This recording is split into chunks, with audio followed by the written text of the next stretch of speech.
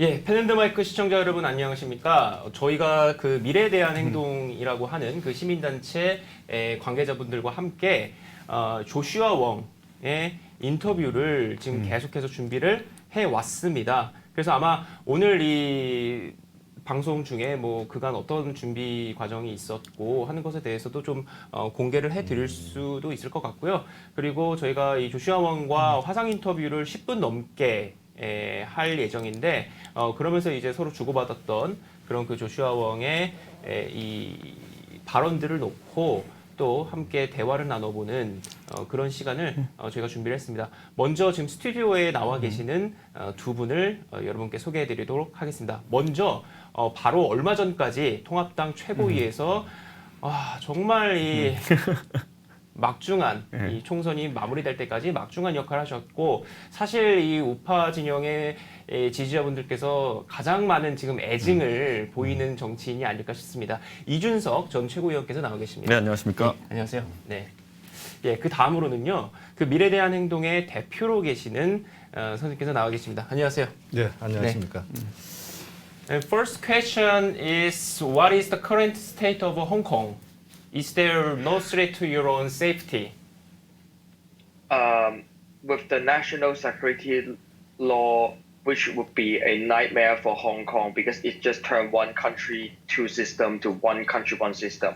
I would sum up national security law as kind of speech crime, and it could appoint secret police or agent from Beijing to arrest people in Hong Kong, and the prosecution might not take place in my hometown anymore. It might take place in mainland China, and I will not serve jail sentence in this global city, but might serve jail sentence in Beijing or any place inside mainland China. And with the speech crime and the anti-subversion regulation, once I criticize President Xi or calling on those leaders to sit down, I might be prosecuted and jailed for 10 or even 20 years. And more terrible issue is Beijing is considering will they block Facebook and WhatsApp after national security law passed. And that also really uncertain. And how far do you think the Chinese Communist Party's response will go in the future? We will continue the fight and to oppose the implementation of the national security law. But right now, what's happening in Hong Kong is just turning Hong Kong to be the next Xinjiang and Tibet. And first is Hong Kong, the next is Taiwan, and later on is the rest of Asia. If they could use the same tactics to silencing the voice of journalists, religious leader, protester, and dissidents, they could also crack down on lots of protests around the world and also eroding freedom and universal value that we all believe in. Yeah, so Joshua, what is the terminal goal you're seeking? To put it simple, is it the preservation of the current one country, two system framework, or is it more autonomy, including direct election of the chief executive, or maybe achieve independence? What is the terminal goal you're seeking? We are urging Beijing government to stop the implementation of the national security law in Hong Kong because it would just broke the promise of Sino-British Joint Declaration. But the ultimate goal for Hong Kongers is to elect our government. We hope to have our vote to freely elect our leaders, and the destiny of Hong Kong should be decided by Hong Kongers instead of being decided and also dominated by Beijing. So, as people from overseas, how can Korean people help you guys out in this procedure? Say, our President Moon mentioned that before that China's dream serves as an opportunity for Korea. So he's definitely pro-China. So it is more evident that he and his government values friendship with the Chinese Communist Party. So, as a member of the opposing party, I'm wondering if people of Hong Kong are satisfied with our president's point of view. Supporting Hong Kong is not about the matter of left or right, it's the matter of right or wrong, especially the current president of South Korea worked as a human rights lawyer in a P3 state, and I strongly call on world leaders, not only in South Korea, but also leaders in Asia. Human rights should not be override by business interests, especially if anyone has engaged in democracy movement or human rights activities or campaign in the previous days in last century. It might be a bit tough and difficult and with lots of hesitation, but I think now is the time to stand up and fight. Just like how the president in Taiwan, even prime minister in Japan, they also show the concern or opposition to the implementation of the national security law because it's just totally violating liberal value that we all cherish. So back in September last year, I happened to have participated in the demonstration in Hong Kong with some colleagues of mine, and I remember that our presence there was quite helpful to the people of Hong Kong because the police and the government couldn't really act harshly on the people with our presence. So because of the coronavirus these days, so is there some changes in the environment for the demonstration? Because I expect there to be less foreigners and less observers from overseas to watch your demonstration. Is that a matter that concerns you? Since last summer till now, more than 9,000 people were arrested, 1,300 people were prosecuted, 100 of my colleagues or friends were locked up in prison already. Even high school students were arrested, 5 are life wrong, and young school girl being gang raped by riot police. I think what happening in Hong Kong is just like what happened in Guangzhou 4 decades ago, and that's just a humanitarian crisis. And now the police continue to crack down on protests, but it's lucky that the pandemic in Hong Kong almost end already. Of course, it will be a bit challenging compared to mobilize people than last summer, but we will try our best, hope to show the tremendous, strong opposing opinion of Hong Kongers with solidarity and unity. So it seems that American President Mr. Trump has proposed an economic sanction against China in response to the new security law in Hong Kong. And is such an approach favorable to the people of Hong Kong? Those responses from Britain maybe saying they're going to open up their borders to Hong Kongers and those kind of stuff. Is that really helpful to you guys? If any country around the world could provide any assistance under such humanitarian crisis, it would be really great. And refer to the press conference of President Trump, I would say that if any sanction targeted red capitals and pro-Beijing politicians, it could really generate the pressure to communist regime, let them realize that even they ignore the voice of Hong Kong people, they can't ignore the voice of global community. So currently, the ruling party in Korea, the Democratic Party, is trying to deviate from this issue, not giving out any comments, and they are trying to keep their pro-China status. If you have anything to say to them, specifically to the ruling party and the president. I strongly wish supporting Hong Kong could be a bipartisan stand in country around the world, no matter in United States, in United Kingdom, in Japan, in South Korea, or etc. Of course, for example, in United States, we know even in Republicans Party, they will have pro-China and strongly anti-China politician. And in Democratic Party in United States, we will also have some of the pro-China, but more and more anti-China politician. But more I hope is supporting Hong Kong is not really should be result in a partisan issue, because it's just about how we recognizing universal value that we all cherish in. So I strongly urge the ruling party to reconsider, to show a response to the world that when a country in Europe and United States, Canada, Australia, a lot of the leaders in the G7 and G20 summit already showing the concern to the national security legislation. The ruling party in South Korea should not keep silence. what is the Hong Kong citizens' goal is autonomy or the independence? What is Hong Kong citizens' goal in this situation?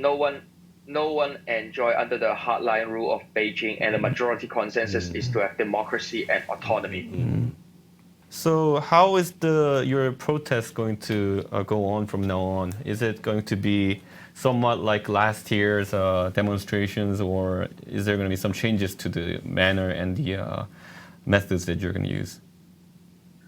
2 days later is the 31st anniversary of the Tiananmen Square massacre. We plan to go to the street again, but it seems that Hong Kong police banned our protest and demonstration at Victoria Park to have the candle night assembly. With the restriction, we still hope to try our way out to keep on our protests. I remember last year when I was in Hong Kong, many people mentioned to me about how they knew about the Gwangju democratization movement back in 1980, and they said they are trying to model your protest on it and say, but sadly, in 1980 at Gwangju, there was a military crackdown on those movements. And well, if we see it from the media, we can assume that Chinese military is planning the similar kind of crackdown on you guys. So is there any thing we can do to help you guys out from the countries outside, or is there any specific worries that you have about the military crackdown on this kind of stuff? As all we know, how armed police from China already joined the Hong Kong police force to crack down on Hong Kong protests. It will continue not only on last summer, but also not surprised on the upcoming summer. And in South Korea, if the government have a lot of hesitation, if with the Samsung and other high-tech company business interest in China, I also wish the parliament in South Korea could pass any resolution to support Hong Kong protest movement. Especially, I wish to let the world to know that when Beijing broke the promise in the Sino-British Joint Declaration that we recognize as the international treaty. So how can we expect China will also respect on any contract agreement or respect on any international treaty?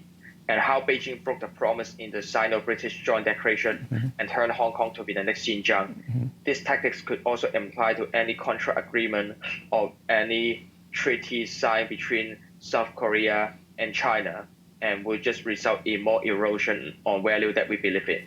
이 조슈아 원과의 한 인터뷰를 지금 준비를 계속 해온 과정을 먼저 좀 설명을 드리는 게 좋을 것 같은데, 저희 펜앤드마이크가 이 미래에 대한 행동 측에서 먼저 이 물밑에서 계속 연락을 해오셨는데 좀 그 과정을 설명 좀 해주시겠어요? 사실 거기에 앞서서 사실은 그 대학생 진보연합이라는 소위 이제 이번에 왜 저 오세훈 그 후보 총선 과정에서 뭐 반대 운동했던 어떤 그 젊은 친구들 기억나실 겁니다. 네네. 그 친구들이 소속돼 있는 데가 이제 대진연이라고 짧게 부르죠. 네. 굉장히 대부분 좌파 성향이 짙은 단체인데 어떻게 친북 단체 유사하다고 저희는 판단하고 있습니다.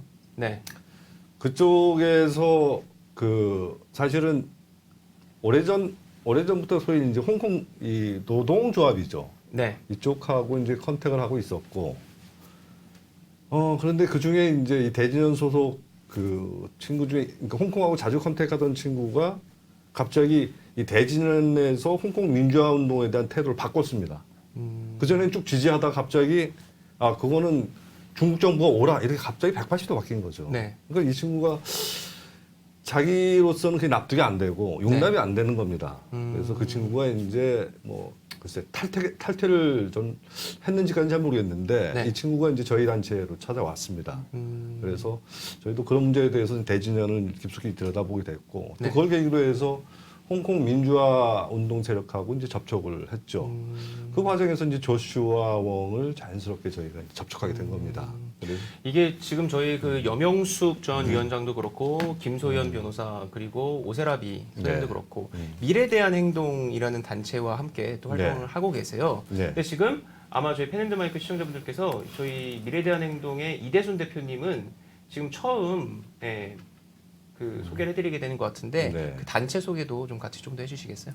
그 지금 뭐 저 김소연 변호사라든지 네. 뭐 여명숙 위원장 전 위원장 같은 경우에 사실 이제 좌파 쪽 사람이라고 네. 진보 진영 사람들은 아닌데, 근데 저희 단체는 사실은 이제 출범 자체가 초기 창립 멤버들이 주로 진보 진영에 있던 사람들입니다. 저도 마찬가지고요. 네. 그런데 이것이 그 작년 조국 사태가 결국 계기가 됐습니다. 물론 이제 그 전부터 여러 가지 이제 내부적으로 비판도 있었고, 특히 이제 자성 체제가 들어서면서 거기에 대한 이제 많은 비판들이 있었는데, 장하성. 장하성 네네. 비서실장 체제가 이제 들어서면서 경제적으로 저희 뭐 경제 민주화 운동이라든지 금융 분야에서 많은 활동을 네. 하던 그룹들이니까요. 그래서 근데 이제 결정적으로 조국 사태를 거치면서 이 더 이상 안 되겠다. 네. 그러니까 시청자 여러분이나 이제 다른 분들이 아시는 것보다 저희 단체 멤버들은 과거에 이제 투기자본 감시센터부터 시작해가지고 네. 금융민주화 운동을 한 10년 이상 해온 사람들입니다. 금융 전문가들이죠. 네네. 그래서 조국 사태 안에 보면은 이제 사모펀드 문제가 있죠. 예, 금융 쪽에. 네. 이 문제를 굉장히 심각하게 이제 들여다봤던 겁니다. 근데 그 문제가 앞으로 수사 과정을 통해서 많이 밝혀질 거라고 기대합니다만은 결국 이제 그 문제를 계기로 해서 결별 선언을 하고 이제 집단적으로 나오게 됩니다. 저 혼자 나온 게 아니고 네. 집단적으로 이제 소위 민주당 내지 친문 진영과 결별을 하게 되죠. 네. 결별을 하고 우리 지금 냉정하게 이제 우리 사회를 이제 들여다보게 되고 지금 한국 사회가 얼마나 위기인지에 대해서 저희가 이제 절감하게 된 거고, 네.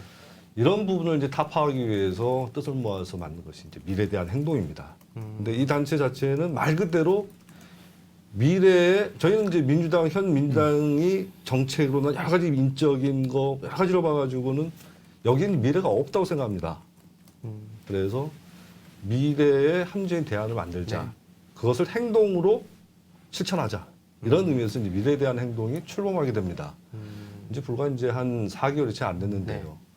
이제 그러고 나서 뭐 보수 진영도 그렇고 많은 사람들을 저희가 접촉하고 만나게 됩니다. 그 과정에서 이제 그 김소연 변호사도 저희하고 합류한 거고, 네. 그리고 지금 뭐 연명수 위원장도 마찬가지고요. 그러고 보니까는 지금 김봉수 교수도 그렇고 유재일도 그렇고 다 여기 한 번씩 나왔어요. 네네 그렇더라고요. 네. 근데 네. 이 대표님께서는 오늘 이제 처음 여기 출연을 네. 해주셔가지고 이 단체 소개도 하는 게 맞을 것 같아서 제가 여쭤봤고요.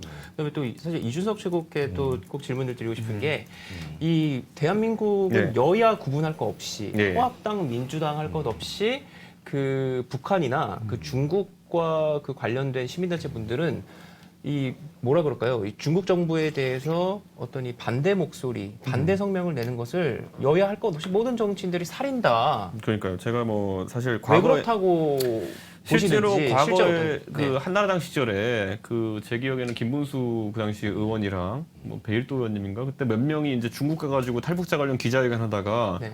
그 공안이 호텔 덮친 적도 있었어요. 아하. 그게 뭐냐면 호텔에서 무슨 탈북자 관련 기자회견을 하려고 하는데 네. 그 하지 말라고 했는데 했다 그래서 호텔에 불 끄고 들어오고 뭐 이랬던 적 아. 진압하러 들어오고 이랬던 적도 있던 걸 알고 그래요? 있는데 네.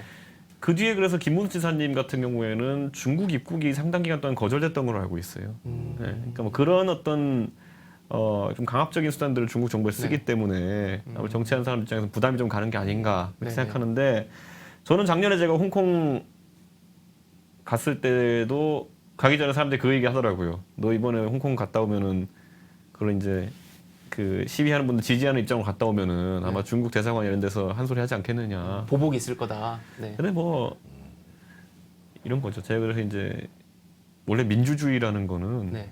그 대세 따라간다고 되는 게 아니기 때문에 지금 그리고 제가 그때 가면서 그래서 그땐 바른미래당 네. 최고위에서 그 문재인 정부한테 그때 일갈하고 갔던 것이 나는 이거 간다 근데 니는 이거 절대 못 갈 거다. 예. 실제로 그 민주당 쪽에서는 이거 지지 선언한 사람 없거든요. 그렇죠. 그렇게 됐네요. 말씀하신 예, 예. 대로. 그러니까 네. 그 중국몽 아까 조슈아 원트도 중국몽에 네. 대해서 차이나's 드림이라는 것에 대해 가지고 문재인 대통령이 언급했던 것에 대해서 이야기했고 이게 참 민주당 정치인들이 다양한 버전으로 많아요. 뭐 박원순 시장은 무슨 우리가 말에 붙은 파리처럼 찰싹 달라붙어 가야 된다 뭐 이런 말도 그렇죠. 했고 궁둥이에 붙은 그러니까 네, 그 파리처럼 네. 찰싹 달라붙어 가야 된다 뭐 이런 것부터 해서 이런 친중적인 발언이 뭐 진짜 국익을 상정하고 하는 것이라고 변명할 수는 있겠지만은 이 사람들에게 가치관이라는 것이 국익을 위해서는 보편적 인권이라는 것도 저버릴 수 있다는 거잖아요 보면은. 그렇죠. 그러면 이 사람들은 장사꾼이라고 선언하면 돼요. 근데 이 위선적인 사람들은 자기들이 무슨 인권 변호사니 무슨 인권을 지상 과제로 놓는 사람들이 이렇게 하다가 알고 봤더니만은 장사꾼인 게 드러나서 이제 위안부 문제만 해도 그런 거 아닙니까 지금 네네, 보면은 그렇죠. 예? 뭐 지고지순한 가치를 쫓는 사람이 되려면 그렇게 하든지 그러다 굶어 죽든지 그게 아니라 어떨 땐 국익을 내세우면서 이렇게 가치를 내던지는 사람들이니까 국민들 신뢰할 수가 없는 거죠 이거는. 그러니까 저희 시청자분들께서 또 알아주셔야지 되는 게 저희가 이 조슈아 원과의 인터뷰 방송을 준비하는 데 있어서 정말 이 애먹은 것이 이 정치인을 모시는 게 너무나 힘들었던 겁니다. 이게 뭐 여야 할 것 없고요. 네. 제가 지금 방금 그 이준석 전 최고위원께 물어봤던 것도 바로 그래서 물어본 것이 여야 모든 의원들이 몸을 사리고 심지어 지금 뭐 현역으로 계시는 분들, 뭐 이번에 당선되신 분들 만약에 지금 여기 나와가지고 조슈아 원과 이 문제를 이 홍콩 문제를 가지고 이 얘기를 한다 하면은 이것이 어떠한 방식으로든 뭐 보복이 들어온다. 라고 하면서 몸을 사리는 분들이 많기 때문에 일단 섭외 자체가 너무 힘들었는데 그렇게 하다가 이게 물세를 하다 보니까 이준석 최고께서는 뭐 홍콩도 다녀오셨다는 것도 사실 좀 모르고 있었는데 네, 제가 원래 이런 거 갔다 올 때 조용히 다녀옵니다. 때. 근데 그래서 또 이렇게 출연을 승낙을 해주셔가지고 인터뷰를 더 성공적으로 마칠 수 있었던 것 같고요. 근데 그 조슈아 원과 인터뷰한 것에 있어서 지금 이 중국이 더하면 더했지 지금 여기서 멈출 것 같지는 않은 상황 아닙니까? 제가 이제 근데 보고 싶었던 게 네. 그 제가 이제 작년에 홍콩 가서 느꼈던 게 뭐냐면은 홍콩 사람들도 본인들이 이 민주화 투쟁을 통해서 얻고 싶은 것이 무엇인지에 대해 가지고 내부적인 논쟁이 좀 있었고 네. 그 우리가 이제 그들을 돕겠다는 의지가 있으면은 어떻게 도울지 잘 생각해야 되는 거거든요. 네. 예를 들어 우리가 가진 어떤 반중 정서라든지 아니면 중국 공산주의에 대한 불안감과 네. 그 사람들이 원하는 자치에 대한 어떤 방향성이 맞아떨어질 필요가 있어요. 그래서 아까 제가 조슈아 원한테도 그걸 한번 물어봤던 것이 네. 트럼프 대통령이 밖에서 무슨 경제 제재를 한다 그러고 뭐 그 영국은 시민권을 좀 열어준다 그러고 이런 것들이 실제 당신들에게 도움이 되는 행동이냐 이런 것들 그렇죠. 우리가 그거 잘 판단해야 돼요. 왜냐하면 항상 돕겠다는 사람은 내 선의만 생각할 것이 아니라 실질적으로 도움이 되느냐를 이제 봐야 되는 것인데 그 지점에서 좀 막막해진 점이 있는 게 제가 아까 그 얘기했던 게 작년에는 코로나가 없어서 우리가 가가지고 그 자리를 지켜주는 것만으로 도움이 됐어요. 예. 옛날에 뭐 광주 그 민주화운동 할 때도 보면은 가서 외국 기자가 있는 데서는 안 때렸을 거 아니에요. 예. 그렇죠. 그 독일 기자 뭐 갔더니 그런 사람들 있을 때는 네. 안 했을 거 아니에요. 근데 홍콩도 똑같더라고 보니까요. 가니까 제가 한국 사람인 걸 일부러 티내려고 네. 다들 까만색 옷 입고 이렇게 하고 있는데 저는 막 그 카카오 라이언 그려진 우산 쓰고 가고 막 그 한국 사람인 거 티내면서 갔거든요. 네. 저희 데서는 절대 그 험악한 그런 행동들 안 해요. 아, 관광객으로 그 보이게 저는 일부러 그리고 핸드폰 들어가서 네. 계속 찍으면서 제 페이스북 가면 라이브 중계했던 것도 있거든요. 네. 근데 그런 도움이라도 줄 수 있, 그게 현실적인 도움을 줄 수 있으니까 제가 가서 했는데 지금 한국에서 우리가 그 말로써 말폭탄하는 거 외에 실질적인 외교적 압박이라든지 이런 건 어차피 문제 정부 안 할 그렇죠. 테니까 그럼 어떤 걸 도울 수 있을지는 저도 그래서 궁금해서 조슈아 원이랑 인터뷰하는데 제가 네. 그 당시 동의를 그러면 하고 바른미래당의 뭐 당 차원의 입장이 이런 것이 있었습니까? 저희는 그래서 제가 밀어붙여가지고요. 네. 바른미래당이 당 차원에서 유일하게 입장을 냈습니다. 아, 네. 그러셨구나. 그래서 그 뒤로부터 신나게 이제 제가 막 민주당 네. 까고 다니고 정의당 까고 다니고 그랬죠. 당신들이 네. 정의당이냐 이러고 막 이러고. 근데 오히려 정의당 쪽에서는 침묵했고 또 그 정의당과 같이 연계돼 있는 어떤 단체 지금 제가 그 단체 이름은 기억이 안 나는데 그 단체 홈페이지를 저도 들어가 기억나요, 보니까 그게. 네. 그 글이 엄청 길게 올라온 네, 글을 읽었는데 깜짝 놀란 것이 중국의 이 내부적인 논리에 의해서 이것은 합리적으로 그 내치를 하는 건데 왜 이것에 대해서 이렇게 우리가 반대를 하고 할 필요가 없다라는 식으로 하면서 사실상 옹호를 하더라고요. 네네. 아까 말씀드렸다시피 지금 아까 대진련이라는 대학생 단체들이 입장이 표변했다고 하지 않습니까? 아마 정의당도 마찬가지일 겁니다. 그래서 그런 것들을 보면서 좀 뭐랄까요? 이 기시감이죠. 과거에 해방군관에서도 이런 일이 있었죠. 그래서 저는 이게 왜 그게 충격을 받았냐면 우리가 뭐 인권이나 뭐 이런 여러 가지 뭐 민주주의 같은 것들을 가지고 이제 얘기를 하고 사실 그거에 대해서 안 좋다 반대한다 이런 사람들은 없잖아요. 이게 거의 뭐 보편적인 걸로 되어 있는데 그래서 저는 뭐 이게 여야를 떠나서 다들 홍콩의 뭐 이 상황이나 이런 거에 있어서 입장은 좀 비슷하게 갖고 있지 않겠냐. 민주주의인데 이게 어떻게 보면 갑자기 한국이 뭐 3050으로 돌아가는 것 같은 지금 상황이 지금 되는 거니까. 그런데 이게 중국 정부에서 강압적으로 워낙 이거 이렇게 압박을 하니까 목소리를 못 내는 거다라고 생각했는데 그게 아니라 뭐 정의당이나 아니면 그쪽과 좀 관계돼 있는 이런 분들의 그 성명 입장문을 길게 쓴 걸 읽어보면 오히려 북한과 중국에 뭔가 낭만이 있는 것인지 그러니까 이 그 중국 동의를 하는 거예요. 반대를 하는데 입을 다물고 있는 게 아니라 제가 동의를 한다는 생각까지 실제 든다. 중국 외교관들이나 아니면 이런 사람들하고 교류를 하다 보면은 이 문제를 갖고도 얘기하고 있는데 그때 그들이 진짜 많이 쓰는 말이 뭐냐면은 중국식 민주주의, 그렇습니다. 예. 중국식 선거제도, 네. 예, 이런 걸 얘기하거든요. 그런데 이게 민주주의는 그 자체로서 순수한 거지. 네. 앞에 우리식이라는 말이 붙거나 뭐 한국적 뭐 무슨 뭐 이렇게 붙는 순간부터 그거는 민주주의가 아니거든요. 그쵸. 유사 민주주의 그건 아니에요. 그냥 네. 그러니까. 그리고 이게 20세기부터 쭉 역사적으로도 그렇고 이론적으로도 그렇고 네. 자유민주주의라고 하는 게 일단은 가장 우월한 민주주의의 체제이기 때문에 여기서 이제 이렇게 어느 정도 도달했느냐를 가지고 민주주의를 나누는 건 모르겠는데 뭐 중국식 민주주의도 그렇고 그러니까 조선 민주주의 인민공화국이 똑같은 거예요. 그게 어떻게 민주주의냐고요. 그러니까 앞에 뭐 붙은 거는 다 가짜다 이렇게 보면 되는 거고. 사실 박정희 때도 그렇게 하진 않았습니까? 그래서 이게 이 중국도 개발 독재라고 하는 소위 개발 독재를 거치면서 이게 이렇게 팽창하고 뭐 이렇게 좀 강압을 하고 하는 건 예상은 했지만 지금 이렇게 홍콩 문제부터 해서 대외 팽창까지 하려고 하는 걸 보면은 주변국에 지금 한국에 뭐 사드 문제로 압박을 한다든지 그런 거 보면은 지금 상당히 이 홍콩 문제가 미중 갈등의 어떤 이 뭐라 그럴까요? 지금 이 양국 사이에서의 어떤 이 이슈가 된 것 같은데. 그러니까 저는 홍콩 문제에서 아까 이제 트럼프 반응이나 이런 것들 봤을 때 경제 제재를 하고 이런 것들이 자 그래서 그러면 홍콩의 금융 허브로서의 기능이나 이런 것들이 오히려 열화되게 되면은 홍콩 사람들한테 좋은 일인가?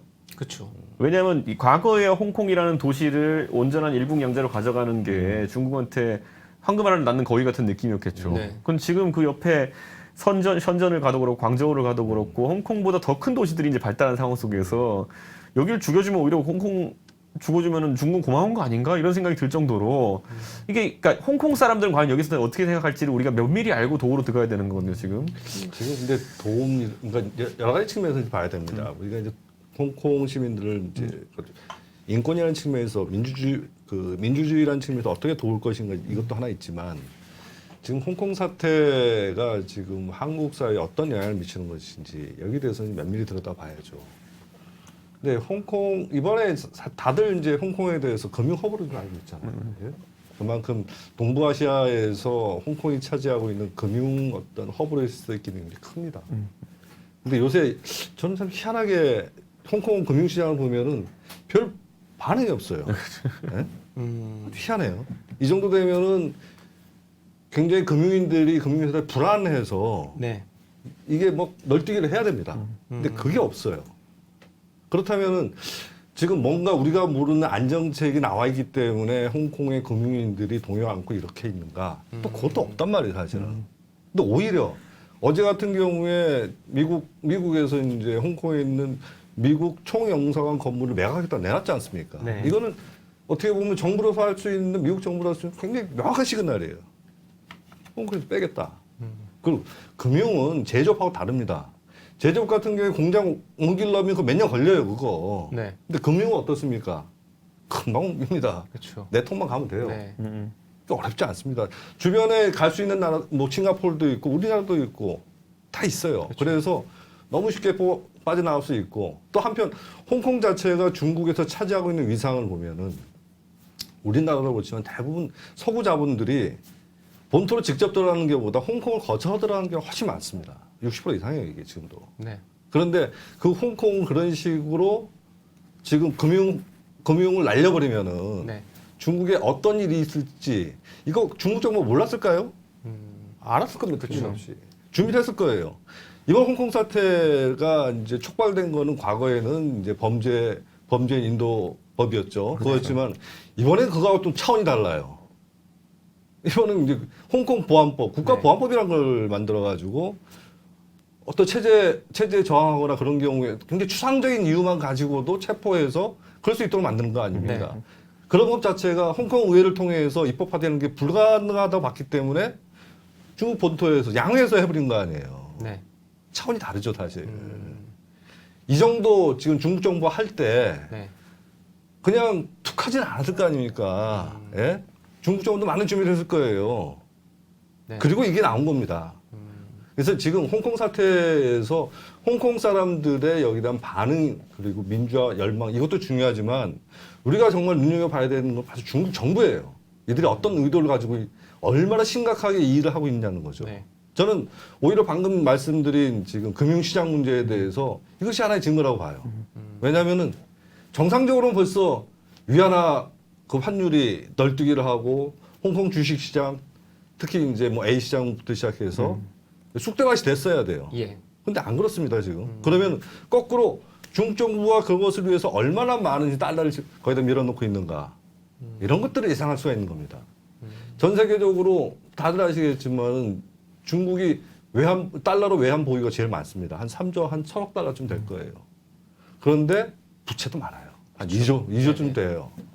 그래서 범퍼가 한 1조 좀 넘는 달러를 가지고 있는데 그 자체도 사실은 유동성이나 이런 측면에서 보면 그렇게 자기들 마음대로 금방 꺼낼 수 있는 그런 형식은 또 많지 않습니다. 그렇죠. 실제 네. 총알이 얼마나 될 거냐에 그렇죠. 대해서는 네. 그렇다면은 지금 중국 정부는 이제 그런 것들을 준비하고 지금 외환을 좀 밀어넣고 있어요. 특히 금도 마찬가지입니다. 금 시장도 생각보다 굉장히 지금 안정적이에요. 또 금을 제일 많이 갖고 있는 나라가 미국 빼고는 중국이에요, 또. 근데 지금 최근에 들어서 이런 금 보유라든지 외환 보유에 대한 중국 발표 있습니까? 제대로 안 나와요. 나와도 믿을 수가 없어요, 사실. 네네. 자, 제가 드리고 싶은 얘기는 지금 상황은 이 홍콩 상황은 단순히 홍콩 상황이 아니라 미중 간의 갈등 구조에서 굉장히 나름대로 중요한 카드로 중국이 행사하고 있다. 실제로 그것이 중국한테 유리할지 불리할지 저는 모르겠습니다. 네. 제가 보기에는 그거는 자기 발등 찍는 것 같은데 어쨌든 그것이 체제 안정, 그러니까 경제나 이런 것보다도 걔네들이 중요하게 생각하는 게 체제 안정이겠죠. 네. 체제 안정에서 오랫동안 민주화 운동을 해온 홍콩은 적과 싸우는 상황에서는 집안 단속부터 해야 되겠다. 이런 측면에서 접근한 것 같아요. 그래서 막대한 경제적 피해 이런 것도 불구하고 우리는 간다. 네. 그만큼 중국은 심각하게 이걸 지금 가고 있는 겁니다.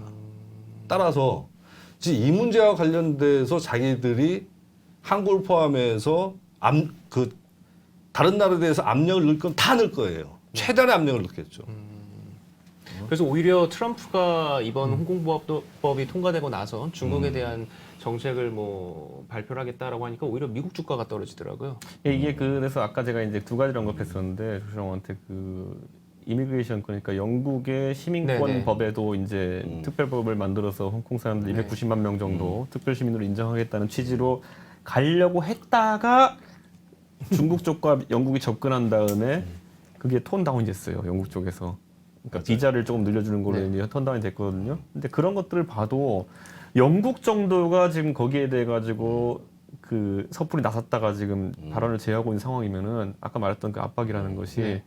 굉장히 셀 것이다. 그러니까 사실 홍콩은 영국이 넘겨줬던 그렇죠. 것인데, 근데 이게 벌써 정말 97년인가 넘겨주지 네. 않았습니까? 그러면 이게 벌써 몇십 년 한 20년이 지났는데 그 당시 영국이 홍콩을 중국에 넘겨줬었을 때 홍콩의 비중과 지금의 비중은 너무 천양지차가 됐잖아요. 지금 아까 뭐 말씀하신 것처럼 뭐 선전이나 뭐 광저우 뭐 이런 이 해안에 따라서 발전된 이 도시들이 이미 뭐 그렇죠. 엄청나게 성장을 했기 때문에 뭐 중국으로서는 지금 이대준 대표께서 말씀하신 대로 서 있는 판단대로 갈 것이다라고 얘기를 하신 거고, 그리고 또 조슈아 웡이 대답한 것 중에 저는 이게 사실 실현이 안 될 것 같은데 조슈아 웡이 우리에게 요구를 한 것이 우리 국회에서 홍콩에 대한 이 미국처럼 법이 통과가 될 수 있냐, 무슨 뭐 지지 성명이라든지 뭐 하는 이런 것이 여야 합의로 뭐 통과가 될 수 있겠냐로 얘기하는데 당연히 그것은 될 거라고 보지는 저도 않으시잖아요. 아까 그래서 저는 definitely pro China라고 했는 게 네. 이 사람들은 확실하게 친중이다라고 제가 그냥 끄었거든요. 근데 이게 뭐냐면은 이제 야당의 역할이라는 거 우리가 잘 생각해봐야 돼요. 이제 앞으로 네. 이제 180석 대 100석의 구도 하에서 사실 모든 일에 대해서 자포자기할 수 있죠. 네. 예, 시작도 안 해보고 이거 될 일이 아닌데 국정조사 윤미향 국정조사 안 되겠지 뭐 이렇게 할 수 있겠지만은 안 뜯기는 테이프를 어떻게든 찾아가지고 뜯어내는 게 이제 야당의 역할입니다. 그걸 손톱으로 네. 계속 긁어가지고 뜯기는 지점을 찾아내야 되는 것인데 아까 그래서 제가 말미에 이제 그 홍콩의 제가 그 시위 참관했을 때 제 가이드를 해줬던 친구가 23살인가 그런데 이번에 홍콩에 구의원이 됐어요. 근데 그 친구가 한국계예요. 어머니가 한국분이에요. 그래서 그분은 한국 사람들한테 자기가 꼭 그렇게 호소를 하고 싶다고 이야기하더라고 보니까요. 그래서 뭐 그런 메신저들이 최대한 좀 나와가지고 한국 국민들한테 직접 이야기했으면 좋겠어요. 이걸 보면은. 그러니까 그런 거잖아요. 자, 저 민주당 쪽에서 그렇게 좋은 영화라고 극찬하고 있던 택시 운전사라는 게 뭡니까? 결국에 보면은 광주에 있었던 일들을 전 세계에 증언하기 위한 그 독일 기자의 어쨌든 그 행보를 네. 뭐 이렇게 묘사하는 그런 건데 홍콩에 있는 그런 자료들 제가 최대한 아까 조수영 의원한테는 달라고 했던 게 네. 뭐냐면은 우리 그거 이슈화하기 위해서 노력해야죠. 노력하는 것이고 힘이 붙일지 모르겠지만은 그들이 항상 지금까지 뭐 지금 집권하기 전까지는 네. 굉장히 그 신주단지처럼 모셔왔던 그 가치들을 이번에 내버리는 모습을 네. 국민들이 목도하면은 굉장히 그들의 위선을 알게 될 것이다. 저는 그런 생각하게 됩니다. 그러니까 국회에서 역할을 해줄 것을 이제 조슈아 웡이 얘기를 했는데 그것은 참 어려운데 어려울 만큼 또 야당이 어떻게 이것을 일을 키운다 그럴까요? 뭐 그런 식으로 홍콩의 이런 상황을 계속 전달을 해주면서 홍콩의 이런 이 보편적인 인권 문제 이런 것들을 계속 제기를 하는 게 중요할 것 같다. 뭐 이런 말씀을 지금 이채국께서 해주신 것 같습니다. 지금 친중 문제에 대해서 저희가 조금 깊이 들어갈 필요가 있습니다. 예. 그러니까 사실 그 국익이라는 차원에서 지금 뭐 워낙 우리 경제에서 대중 무역이 차지하는 비중이 크기 때문에 뭐 그럴 수도 있을 겁니다. 그럴 수도 네. 있는데 이것이 이번에 뭐 엊그저께 이제 트럼프 대통령이 G7 하는데 한국도 와줬으면 좋겠다 했더니 바로 또 문재인 대통령이 또 화답은 했어요. 뭐 그거는 너무 당연한 거라 생각합니다. 왜냐하면은 9월로 가면 갈수록 지금 아까 말씀드렸다시피 미중 간의 갈등 구조는 굉장히 심각한 국면을 갈 가능성이 높아요. 충분히 그렇게 대응을 하니까. 그러면은 지금 대답 안 하고 그때 가서 대답하면 어떻게 돼요? 정말 선택의 여지가 없어져요. 끌려다녀야 되는 거지. 오히려 지금 빨리 대답하고서 그러면 이제 미국 입장에서는 뭐 한국도 우리 따라오는구나 이렇게 판단하겠죠. 하지만 우리로서는 거기다 경제 실리도 그 룸은 찾아야 되겠죠. 이런 차원이라면 정말 좋겠습니다. 이런 차원이라면. 네. 근데 그게 아니고 지금 저희가 계속 조국 사태도 그렇고 여러 지금 스캔들을 통해서 드러나는 게 뭐냐면은 지금 집권 세력과 어떤 중국 자본가의 유착을 자꾸 저희가 발견하게 돼요.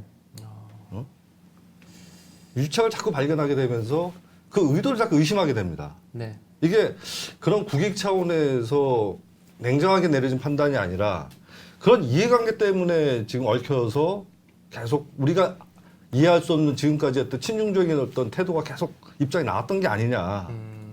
이제 그런 의심을 자꾸 하게 된단 말이에요. 네. 네. 제가 아까도 잠깐 말씀드렸지만 중국으로서는 지금 이 시점 자체가 자기들로서 어떤 국군 갖고 싸우는 뭐 총만 안 쏘지 정말 네. 세계 대전일 수도 있는 상황이거든요, 사실은. 그러니까 그 친중 문제를 이렇게 말씀을 또 해주시니까 생각나는 것이 사실은 이게 지금 정권 사람들한테만 얘기하는 게 아니라 이 우파 보수 우파 쪽 사람들도 친중이냐 아니냐를 가지고 또 나누는 분들은 뭐 페이스북이나 이런 데 들어가면 또 신나게 나누시면서 저 사람은 저래서 친중이라서 저런 얘기하는 거다 커넥션이 있다 뭐 이렇게 얘기를 하면서 사실 보수 우파 그러니까 정치인들도 자유로운 게 아니에요. 친중이라는 이게 어떤 이런 거예요. 그러니까 뭐냐면은 예전에 종북이라는 단어가 있잖아요. 사실 종북이라는 단어는 굉장히 무거운 단어입니다. 네. 우리 사회에서 종북 행위를 한 사람은 진짜 퇴출돼야 되는데 그만큼 종북은 위험한 단어예요. 네.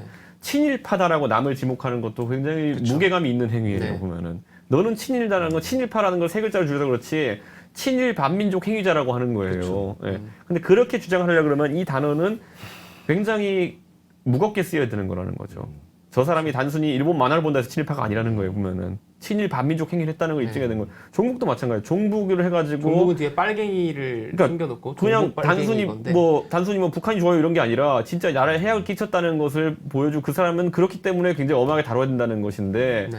친중이라는 것좀 그렇게 생각해요. 보면은 그러니까 중국이 좋아 미국이 좋아 여기서 중국이 더 좋다 이런 식으로 친중이 아니라 중국에 불붙어가 진짜 국익을 해치는 사람들을 친중파로 단죄해야 되는 것인데 우리 사회에서 지금 이제 보면은 이 친중이라는 단어가 과거에 친일파라고 하는 단어 아니면 종북이라는 단어처럼 가볍게 쓰이다가 소모될까봐 굉장히 두려운 거예요. 가볍게. 그러니까 뭐 옛날 나경원 의원 뭐 하려고 했던 뭐 뭣도 모르고 자유대 행사 한번 갔다 왔다 친일파로 몰아가지고 이렇게 가는 것처럼 네네. 아니면은 뭐 종북 논에 있어가지고 뭐 그냥 북한 옹호 발언도 아닌데 그냥 살짝 그런 뭐 우리의 통일관이라는 건 다른 얘기를 했다가 종북을 네. 몰고 이렇게 되는 순간부터 친중론도 우스워지거든요. 최근에 보면 선거 부정에 엮여가지고 뭐 그 단어를 외치면 친중이고 뭐 이런 식으로 가버리면은 안 되는데 그래서 저는 지금 아까 이제 김 기자 얘기한 것처럼 우파 진영 내 또는 보수 진영 내에 친중파가 있느냐에 대해서는 적어도 제가 봤을 때는 아직까지 친중파로 분류될 만한 사람은 없다. 무슨 말이냐면 친중이라 하면 아까 그냥 중국이 좋아요던 중국과 잘 지내야 이런 걸 넘어가지고 나라 팔아먹는 사람은 아직까지 없다 이런 판단이거든요. 그러니까 벌써 어느새 친중이라는 단어에 그런 의미까지도 들어간 게 처음 했을 때는 중국이 그 개혁 개방하면서 이제 우리 기업들도 많이 진출하고 그러면서 중국어 배우고 중국 문화 같은 것들 들어오고 또 우리 뭐 한류가 거기로 들어가기도 하고 이렇게 했었을 때는 그렇죠. 뭐 중국을 잘 아는 사람, 중국과 가까운 사람으로서의 이 의미로 친중이라는 말을 썼지. 근데 이것이 어느새부턴가 저는 이제 박근혜 정권 때부터 이게 나왔다고 봅니다. 이 보수파 정치인들을 친중이라고 하는 것이 상당히 이 저 정치인에게 타격을 줄 수 있는 그런 의미로 지금 말씀하신 것처럼 국익을 뭐 이렇게 팔아먹는 그런 것으로까지 들어가게 된 게 박근혜 정권 때부터 나온 건데 근데 그것이 이 박 전 대통령이 전승절 행사 때 중국에 갔었던 것을 가지고부터 상당히 사실 그때 보수파 내에서도 그릇 깨지게 좀 얘기가 있었다고 하는데 저는 그때 이제 푸틴이랑 박근혜 대통령이 막루에 오르지 않았습니까? 사실상 그 네. 시진핑을 제외한 다른 원수들의 좌우 배치로 네. 되는 거 보면서 저건 모양새가 진짜 전 그때 비판을 많이 했어요 그때 제가 그래서 그때 친중파 지금 얘기하신 그 아주 좋지 않은 의미가 들어간 그 친중파들이 대통령을 저렇게 보낸 거다라는 얘기가 나왔죠 그때. 그러니까 좀 여기서 좀 얘기를 우리가 좀 정리해야 되는데 네. 왜냐하면은 저는 이제 변호사입니다 사실 네. 변호사인데 참 제가 변호사 20년 넘게 하면서 이해를 할 수 없는 게 하나 있어요 우리나라 법에서 네. 우리나라 반역죄가 없습니다 국가 반역죄가 없어요 내란죄만 있죠. 네. 내란. 나는 그래서 이번 기회에 사실은 우리 지금 얘기하는 그 맥락은 바로 친중 이런 문제가 아니에요 네, 네. 반역의 문제입니다 국가 반역의 문제예요 그렇죠. 이 국가 반역이라는 문제, 이 화두를 가지고 이 친중 문제가 뭐고 다 정리를 해야 됩니다. 네. 우리나라에 국가 반역죄가 없어요. 그렇군요. 네? 네. 이게 좀 황당한 일이죠. 저는 그 진짜 그 국익이라는 단어에 대해 가지고도 이제 정립을 잘해야 되는 것이 지금 이제 문재인 정부에서 자기들 말 다 뒤집으려고 쓴다는 걸 국익이거든요. 네. 네, 근데 대통령이 헌법에 따라서 국가를 통치하는 데 있어가지고 저런 국익이라는 개념을 저기 포괄적으로 인정해주기 시작하면은 굉장히 이제 비헌법적인 발상들을 많이 하게 됩니다. 예, 헌법 위에 국익이 놓이게 되는 순간 우리는 민주국가임을 사실 네. 포기하는 게 되는 거거든요. 저는 사실 우리가 이제 자유를 신봉하고 자유에 대한 고민을 하고 있다고 하면은 이번에 저 K 방역이니 뭐니 하는 것도 저는 보면서 우리는 이번에 코로나 환자 수를 낮게 유지하면서 무엇을 잃었는가에 대한 평가도 어느 정도는 해야 될 것 같고 왜냐하면 지금 하는 방역이라는 게 전 세계에서 그 이렇게 핸드폰 추적 다 하고 해가지고 잡는 나라 중국하고 우리나라밖에 없을 거예요 보면은. 그렇죠. 네. 예?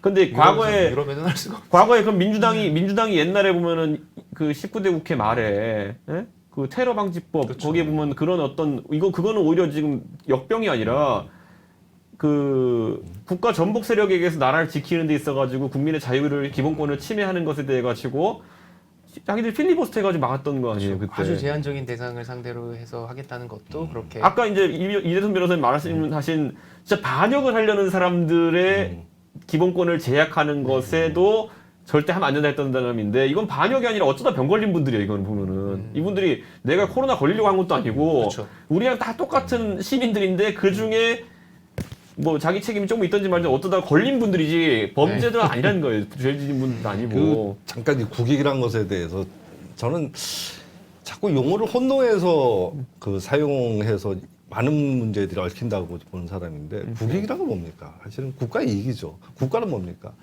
대한민국 헌법에 따라서 대한민국이 생긴 거예요. 그러니까 헌법 가치 밑에 있는 게 국익입니다, 사실은. 네. 네? 그런데 헌법적 가치와 별개로 추상적인 대한민국 나라가 존재하면서 여기에 대한 이익이 따로 있는 것처럼 얘기를 해요. 그거 아닙니다.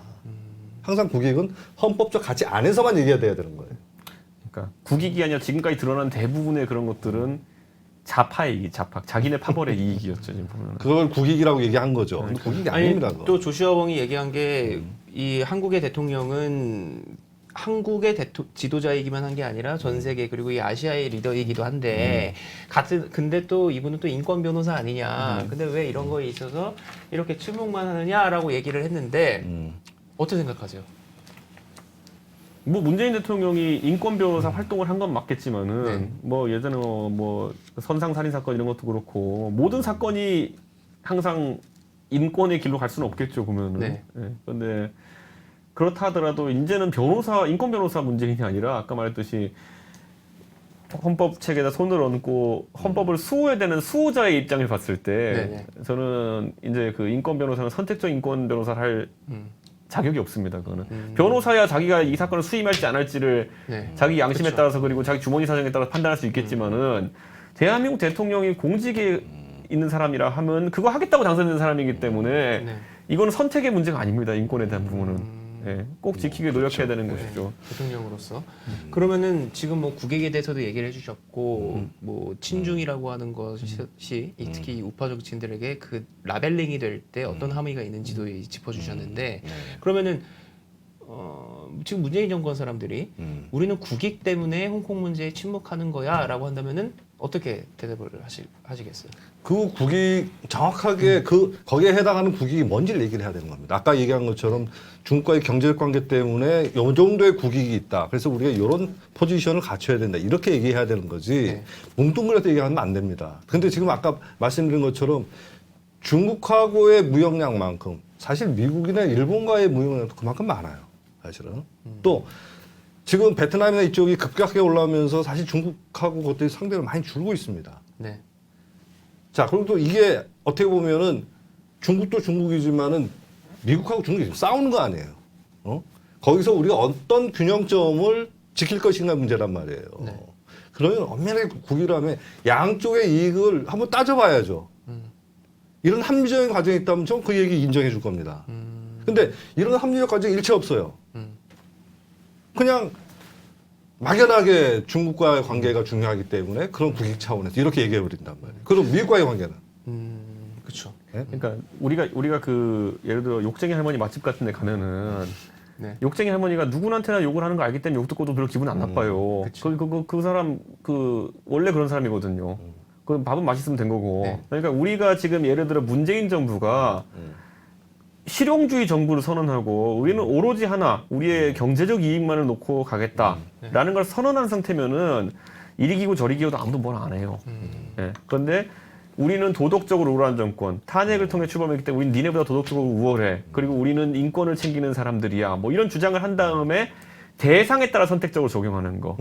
예를 들어 보세요. 그렇죠. 뭐 사람이 먼저다 했는데 뭐 사람 이제는 다들 우리 사람이 먼저다 이러고요. 그러니까 국가 외교에 있어서 보면요, 일본에 대해 가지고 위안부 협상하면서 그렇게 뭐 할머니들의 의사가 없이는 뭐 절대 합의하면 안 된다부터 해서 철저하게 그 이상론으로 갔거든요. 네. 보면은 중국 앞에서는 실리론을 한다는 거는 사람마다 바뀌는 거예요. 욕쟁이 할머니가 여기다 욕을 하고 여기다 욕을 안 해. 차갑게 얘기해. 그럼 저게 이제 날 싫어하나 이렇게 되는 거죠. 이제 그 대상 입장에서 보면 나한테는 왜 욕지거리 하는 거지 이렇게 되는 아니 거죠. 근데 국익을 얘기하자면은 네. 가장 중요한 어느 나라든 가장 중요한 국익은 안보와 관련된 국익입니다. 네. 모든 이슈는 나라가 살아 있은 다음에 뭐 네. 경제가 뭐고 있는 겁니다. 가장 중요한 안보와 관련된 국익은 어떻습니까? 동맹 관계가 있고. 그렇죠. 예. 거기서부터 순차적으로 판단이 내려가야 돼요. 근데 앞부분에 대한 설명이 없습니다. 그러니까 많은 국민들이 불안해하는 겁니까? 이러다가 지금 한미동맹 어떻게 되는 거야? 제가 오다가 이런 질문을 받았어요. 무슨 질문을 받았냐면, 미국 의회에서 이제 한미동맹 깨는 것도 그 트럼프 마음대로 못하고 그 의회 승인을 받도록 법을 만들었대. 이건 굉장히 좋은 거 아니야? 거꾸로죠. 왜냐면은 그전에는 그런 걱정할 필요도 없었어요. 그런데 이제 그런 걱정을 하는 상황이 된 거 아닙니까? 그렇죠. 그래서 미국 의회가 오죽 답답한 법까지 만들었겠어요. 또 위안부 말씀도 하셨는데 네. 이 한미 동맹이기도 하지만 결국에는 이 수십 년 동안 냉전 질서부터 해서 다 한미일 그렇죠. 삼각관계였던 거잖아요. 네. 그런데 그런 일본 정부를 상대로 위안부 문제부터 해서 정말 이 극악스러운 모습을 다 보여줬는데 중국에 대해서는 상응하는 그런 것들이 없었다는 거 면에서 이제 욕쟁이 할머니 비유도 드신 것 같아요. 저는요, 그리고 네. 그거 이런 거죠. 그러니까 우리가 아무도 차 끌고 갔는데 좌회전 깜빡이 놓고 좌회전 했다고 뭐라 안 하고 우회전 깜빡이 놓고 우회전 했다고 뭐라 안 해요. 근데 좌회전 깜빡이 켜고 우회전 하면 이건 뒤에서 싸우자는 거냐라고 가야 되는 거잖아요. 이제 보면은. 네. 근데 지금 이제 상황들을 보면 진짜 좌회전 깜빡이 켜고 우회전 한다는 것이 명확히 보이고, 자, MB도 보세요. 아까 우리가 실용주의자 얘기했었는데 MB는 우리 국민들이 뽑을 때부터 저 사람은 뭐로 가도 뭐 경제는 살리겠지, 그리고 뭐 국익 문제에 있어서도 최대한 경제적 이익을 보고 가겠지라는 걸 신뢰하고 뽑은 사람이에요. 근데 나중에 이제 2010년 넘어가가지고 지지율이 다급해지고 이런 상황 오니까 거기서 뭐 잘못한 일은 아니지만 독도 방문을 시작으로 해가지고 반일 행보를 해가지고 또 이제 그렇죠, 갔죠. 국민들의 지지를 살리려고 했던 그런 정치적인 의도가 보였다는 네. 거예요.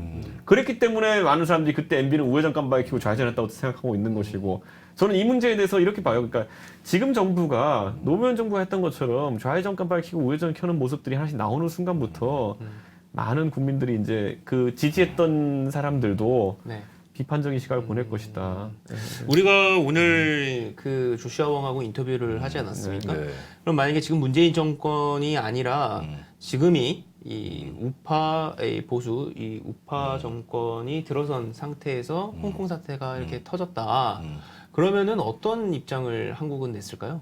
지금 사실 뭐 윤상현 전 외교통일위원장도 뭐 자기 페이스북을 통해서도 그렇고 뭐 홍콩 보안법에 대해서 비판도 하는 이런 것도 뭐 냈고 했는데, 그러면서 이제 왜 문재인 정부가 이거에 대한 입장이 없냐, 실제로 강경화 외교부 장관이 그렇게 많은 발언 시간 중에서 이 홍콩 문제는 한마디도 언급하지 않아가지고 또 이게 또 이 비판도 받았고 했는데, 만약에 지금이 문재인 정권이 아니라 이 우파 정당이 그 정권을 장악한 상태였다면은 홍콩 문제에 대해서 어떻게 얘기를 했었을 것 같으세요? 저보다는 우리 이준석 최고가 거기에 대해서는. 네. 어떻게 하셨을까요? 저는 사실 저는- 제가 먼저 얘기하면 저는 강하게는 이 보수 정권이었어도 얘기를 못했을 것 같아요. 저는 코로나 없었으면은 저는 당연히 일부 국회의원들은 달려갔어야 된다 이렇게 보고요. 현장으로, 홍콩으로 갔어야 된다 보고, 지금 시점에서 이제 만약 박근혜 정부였다면은 네. 저는 상당한 뭐 유화적인 제스처를 취했을 것이다라는 생각을 해요. 왜냐하면 그때 아까 천안문도 그렇고 그쵸. 이렇게 얘기했기 때문에. 다만 그거는 지금까지 해왔던 것의 연장선상에 있었을 것이고, 네. 중국과의 관계를 고려해서 움직였다고 해명을 했을 것 같아요. 네. 그런데 적어도 지금 정부가 보이는 것처럼 한쪽에서는 인권을 부르짖으면서 다른 네. 쪽에서는 뭐 공산주의 일당 독재를 사실상 용인하는 방향으로 이제 그렇게 트진 않았을 것이다. 이렇게 보고 미국의 이제 특수하게 트럼프라는 지도자가 있기 때문에 그의 보조를 맞추기 힘든 것이 사실입니다. 왜냐하면 네. 지금 트럼프 대통령은 전쟁 분위기까지 고조시키겠다는 의지가 있는 것 같아요. 네. 본인의 재선도 있고 이러다 보니까. 근데 만약에 박근혜 정부 때처럼 카운터 파트너가 오바마 정도 되는 사람이었다 했으면은 그 유엔 결의나 이런 것들 적극도 동참했겠죠. 그거는 우리 잘 생각해 보면은 대북 문제에 있어가지고 오바마 정부까지만 하더라도 보통 미국이 이런 어떤 북한 사태나 이런 거 대응하는 방식은 유엔 결의안이라든지 유엔 제재를 통해서 국가의 입장을 재확인하고 자기 친구와 뜻을 같이 하는 국가들의 뭐 줄을 세우고 이런 것들까지 했었거든요. 거기까지는 당연히 동참했어야 되는 거 아닌가. 근데 트럼프는 지금 그런 절차 없이 그냥 주변 동맹국들을 얼기설기 엮어가지고 가는 게 아니라 네. 내가 독단으로 가는 스타일이거든요. 그 전에 부시 행정부 보세요. 이라크 그때 걸프전 할 때 보면은 미국의 방식이 원래 뭐냐면은 기초적으로 고립이에요. 외교적으로 상대편을 네. 고립시키는 것부터 시작하는 거거든요. 말을 앞세우기 전에. 걸프전 때도 60만 병력을 모아놓고 옆에 미군이 거의 80, 90%가 넘는데 다국적군을 꾸리잖아요. 보면은. 이게 이들의 외교적 방식인데 트럼프가 약간 특이한 지도자라 그랬고 제가 만약에 보수 정권에서 이런 외교적 역할을 담당하는 역할이었다면은 그 다국적 외교 속에서 미국과 보조를 같이 했을 것 같아요. 저는. 그리고 외교적인 질서에서는 미국의 마지못해서 우리가 끌려가는 것처럼 해가지고 뭐 그런 뭐 목소리도 내고 거기 이제 가담도 했었을 거라고 예상하셨는데 저도 그랬을 거라고 봅니다만 지금 사실 이 홍콩 문제는 미중 갈등이 이렇게 강도 높게 이루어지고 있는 건 또 전례가 없기 그렇죠. 때문에 지금 상황에서 만약에 이게 좌파 정부가 아니라 우파 정부가 한국에 있는 상황이었다면은 이것을 당연히 지금의 미주 갈등과 연계시켜서 홍콩 문제를 볼 수밖에 없잖아요. 정권 사람들은. 그러면 우파 정권이었다면 어떻게 했겠느냐. 근데 저는 그 선택지가 또 넓을 것 같진 않아가지고 저는 사실 질문을 그러니까 드린 거거든요. 이 문제가 사실은 좌파 우파라고 해서 달라질 문제는 아닙니다. 왜냐하면은 이게 외교 문제잖아요, 사실은. 네. 외교 문제고 제가 아까 말씀드렸다시피 중국은 굉장히 지금 심각한 상황에서 여기 어떻게 보면 올인하고 있는지도 몰라요. 어? 사실 상대방이 심각하게 지금 나오면 우리도 심각해야 되는 겁니다. 네. 그러니까 바로바로 즉자적 반응을 할 게 아니라 오래 고민하고 거기에 대해서 반응하는 게 맞고요. 네. 신중해야 된다는 얘기죠. 그리고 미국과의 관계는 미국은 패권 국가입니다. 사실 패권 국가라는 건 아주 나이브하게 얘기하면 자기 마음대로 할 수 있다는 거예요. 네네. 우리는 지정학적으로 그렇지가 않아요. 뭐 좋게 얘기하면 신중해야 되는 거지만 나쁘게 얘기하면 눈치를 많이 봐야 되는 상황입니다. 그래서 이 문제는 사실 좌파 정권이 우파 정권이 대응이 다를 수가 없습니다. 같아야 되는데 아까 뭐 다시 얘기가 돌아가지만은 그 진정한 의도 이런 것들에 대해서 지금 우리가 이렇게 걱정하는데 미국에서 얼마나 걱정스럽게 보겠어요. 근데 우리가 외교적인 입장을 할 때는 단호하고 결연하게 우리 철학에 맞게 하면 되는 겁니다. 네. 거기서 우리가 우왕좌왕하는 모습을 보일 때 타국이 치고들 여지가 들어오는 거거든요. 네. 자, 우리가 2016년 이쯤을 시계 돌려가지고 사드 배치 우리 땅에 우리 하겠다는데 그 뭐 그렇게 오히려 우리 속에서 우리를 흔들려는 내부 분자들이 사드를 배치하면 중국이 뭐 기분이 나빠하는 이런 얘기하다가 실제로 시간이 끌리고 중국이 봤을 때도 지네 땅에 무기 배치하는데도 그 내부에서 분열이 있네. 그럼 요거 파고 들어야겠다. 그렇게 나올 수밖에 없는 거거든요. 저는 이런 메시지도 그냥 단호하게 낸다고 해가지고 국론 분열하는 것만 잘 막아내면은 아무 문제 될 것도 나중에 뭐 그런 생각합니다 저는. 네. 그리고 또 우리가 조슈아 웡하고 인터뷰를 마치고 나서 이제 이준석 전 최고께서 또 좋게 딱 정확하게 짚어주신 거가 우리가 어떻게 하느냐가 그러니까 이 홍콩에 지금 있는 사람들에게 도움이 과연 될 행동이냐 아니면 뭐 우리가 어떻게 하느냐에 따라서 무조건 막 홍콩 사람들 응원한다고 해서 아니면은 뭐 홍콩에 뭐 미국을 예를 들면 뭐 제재를 한다고 해서 홍콩 사람들한테 도움이 되는 게 아닐 수도 있는 거고 뭐 그런 여러 가지 좀 어려운 복잡한 말씀을 주셨는데 오늘 조슈아 웡하고 했던 인터뷰 내용 중에서 좀 더 특기할 만한 좀 더 이렇게 강조해야 될 만한 그런 것들은 뭐가 있으셨나요? 기억에 남는 거. 이준호 책은 어떤 게 있으셨어요? 저는 조슈아 웡. 결국에는 그 이제 야당으로서 우리가 도울 수 있는 게 있겠냐라고 했는데 거기에 대해서는 조슈아 웡이 좀 뭐 사실 별로 생각이 나는 게 없겠죠. 그러다 보니까 여당에게 그럼 던지고 싶은 메시지가 무엇이냐, 대통령이 던지고 싶은 메시지가 무엇이냐라고 했는데 뭐 타 언론을 통해서도 대충 네네. 비슷한 멘트가 나간 적이 있지만은 결국엔 이것이 진짜 보편적인 가치에 대한 어떤 부분이라는 거를 네. 민주당과 국가가 인지해야 되는 것이 아닐까. 교묘하게도 아까 제가 우리 전염병 상황이랑도 얘기했지만은 문재인 정부에서 우리가 전 정부에서는 한 번도 생각하지 않았던 그런 국민 기본권, 인권과 전체주의적 발상간의 대립을 우리가 겪고 있거든요. 네. 여러 지점에서.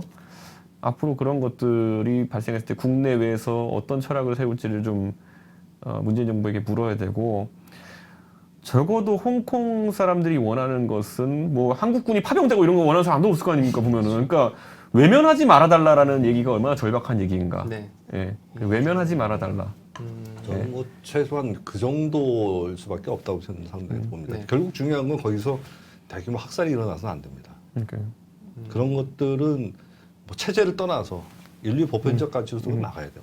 그걸 막기 위한 어떤 감시 체제는 국제사회의 관심입니다. 최소한 야당도 야당이지만 시민단체도 마찬가지죠. 네.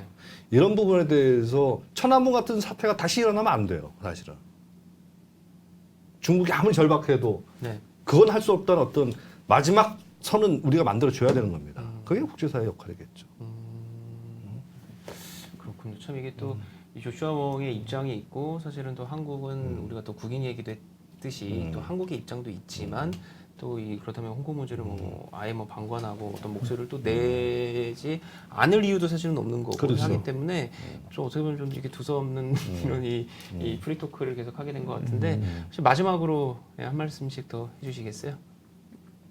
제가 작년에 네. 홍콩에 갔던 이유는 진짜 한번 보고 싶었어요. 그러니까 우리 이제 뭐 윤순 변호사님 약간 다르겠지만 제가 85년생인데 80년대생들에게는 민주화라는 가치가 태어났을 때부터 주어진 가치처럼 인식되는 경향성이 있어서 우리 젊은 세대가 어떤 공기 같은 거 당연히 있는 거 아니라는 어떤 느낌으로 받아들일 수 있겠지만은 동시대 그리고 한동안 우리보다 잘 산다고 생각했던 홍콩이 가장 우리는 원초적이라고 생각하는 가치 민주주의를 위해 싸우는 모습을 한번 보고 싶었거든요. 근데 그 과정은 실제로 목도하고 나면은 굉장히 절박합니다. 예. 우리의 선대, 우리의 80년대, 70년대 운동권도 비슷한 생각이라고 생각하고요. 그래서 지금 이제 그 586 세대, 7080년대에 그 업적을 통해서 국가 권력을 지금 다 틀어쥐었고, 네. 예? 그걸로 도덕적 우위를 세워서 지금 계속 집권하고 있다면은 가장 우리 국민들 중에서 홍콩 사람들의 절박함과 그리고 그 지향점을 잘 알만한 사람들인데 네네. 그 사람들이 외면한다는 것에서 부끄러움을 좀 느꼈으면 좋겠다. 전 그런 생각합니다. 저는 진짜 네, 좋은 말씀입니다. 저는 우리나라에서 민주운동을 목도한 적이 없고요. 네. 다른 나라 가서 봤어요. 홍콩 가가지고. 근데 그 다른 나라에서 본 과정에서 거꾸로 이게 뭐 닭이 먼저냐 달걀이 먼저냐 같은 느낌이긴 한데 그 사람들은 아까 제가 조슈아 원한테도 물어봤지만은 광주 민주화 운동을 자기의 그것을 모델로 삼는다고 하는 사람들이 있었고 그들이 항상 끝에 붙이는 말이 광주 민주화 운동이 공교롭게도 무력 진압으로 끝이 났기 때문에 그들은 무력 진압이 중국이라는 굉장히 그 뭐 전두환보다 더 네. 뭐 무지막지할 수 있는 사람들에 의해 가지고 일어나지 않을까를 두려워하고 있어요.